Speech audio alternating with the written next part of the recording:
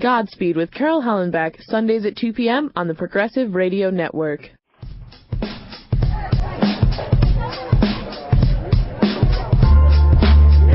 Welcome to the Godspeed Institute, an enlightening and positive forum exploring the world's religions and spiritual belief systems as an on-air classroom in an effort to help people better understand each other, promote tolerance, and foster peace.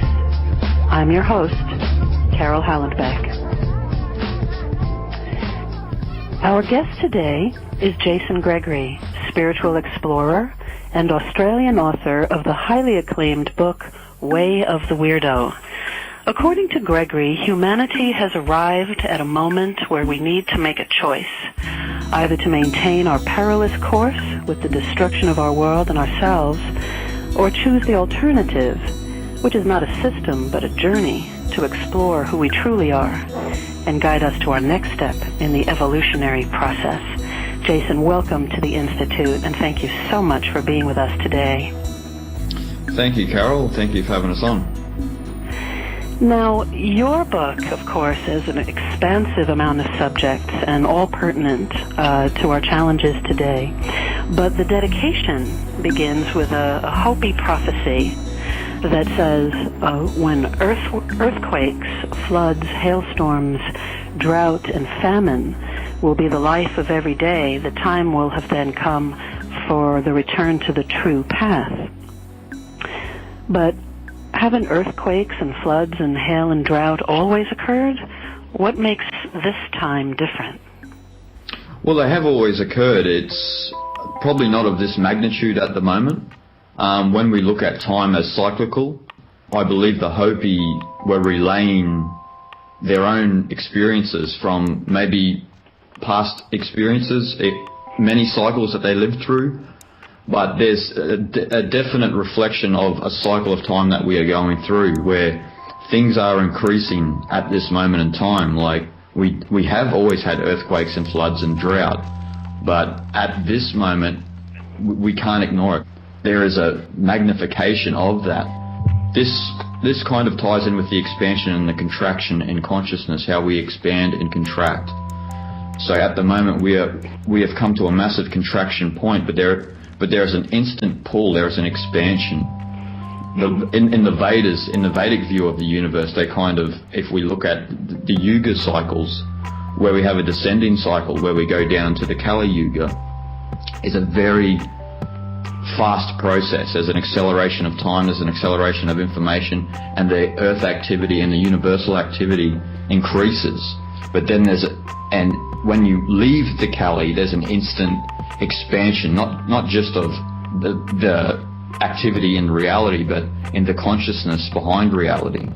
So I believe we're at that point where if we have a Vedic view of the world, we're coming out of the Kali and we're ascending on the way up to, say, Satya Yuga, which is more of a spiritual age. But that's, if we're to take that view on, that's many, many thousands of years away.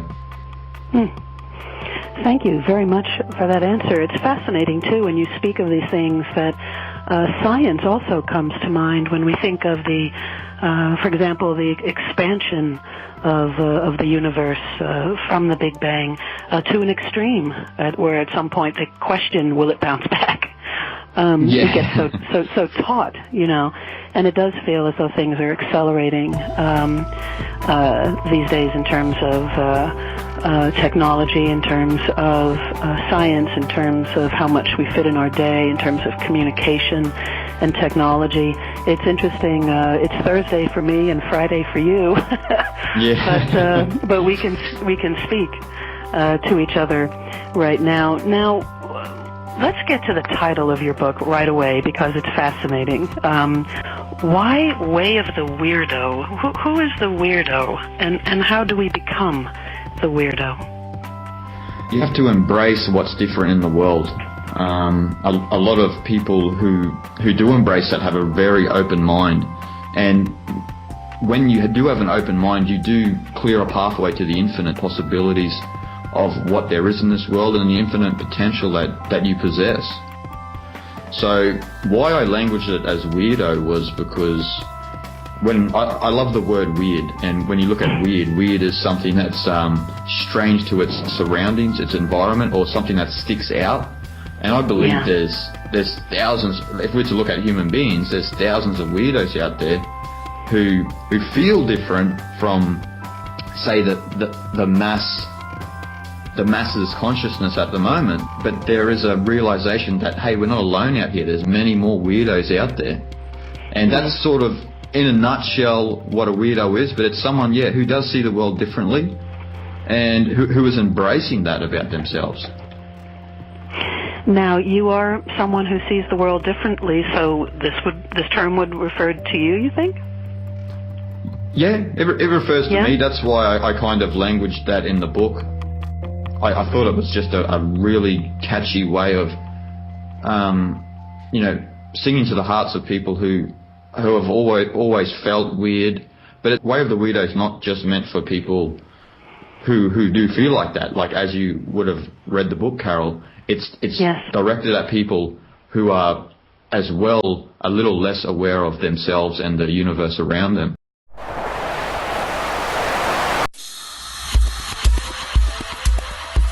So, I would say, I'm a weirdo, but I don't like any sort of labels. I just thought it was just a great way to catch people's attention, and especially to not have such a negative connotation to the word weirdo.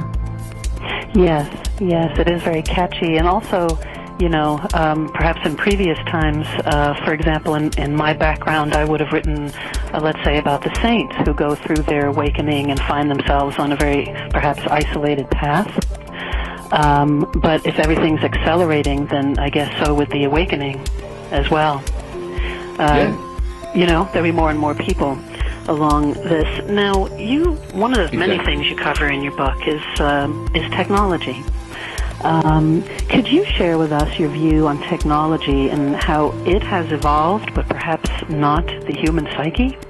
And what are the effects of that? As we look out into the world, we can see that technology it's increasing. I don't know its relation to the cycles of time, but there is a relationship there that we are evolving on the external world, where, like you said, we could not have this conversation 20 years ago, like the way we are doing now through the internet. That's right. So I'm not saying that the technology is bad. I do embrace it. I don't spend so much time engrossed into it. But the problem that I see is that that's evolving. We're putting a lot of energy on the externalization of making this earth that we live on a bit more comfortable. But all throughout history, the human psyche has not evolved. We've never evolved. Wars have evolved, yet the psychology behind it is still fragmented. That's what we're seeing. Our wars have really only become more high-tech through the technology we use. We actually are using technology to harm each other than to get people together. That's what I see the problem being. Because we can look at any military-industrial complex or any system of science around the world. Usually the science and that benefits these institutions don't help you and I, and don't help bring the common unity back to community. That's the whole purpose of what the technology is supposed to do. So there is a problem there behind why we are externalizing such a pleasant place, peaches and cream, so to speak, but the darker aspects of ourself are still not embraced. So it would be fair to say that our tools are evolving, but that we stopped?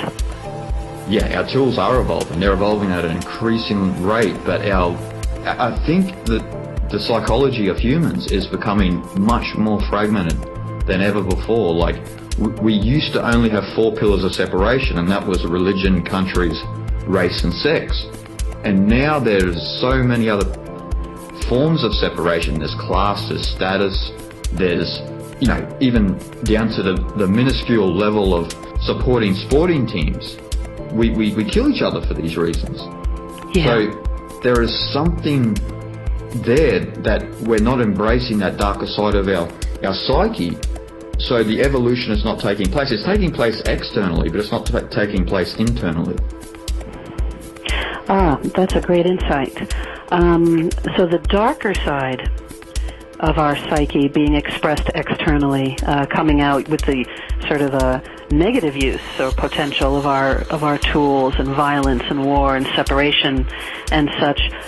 What would it look like to you if we actually explored this darker side internally?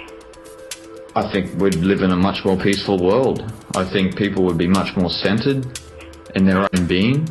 And I don't know about yourself, Carole, but when you go on that journey of self-discovery, it's the greatest thing that you can ever do.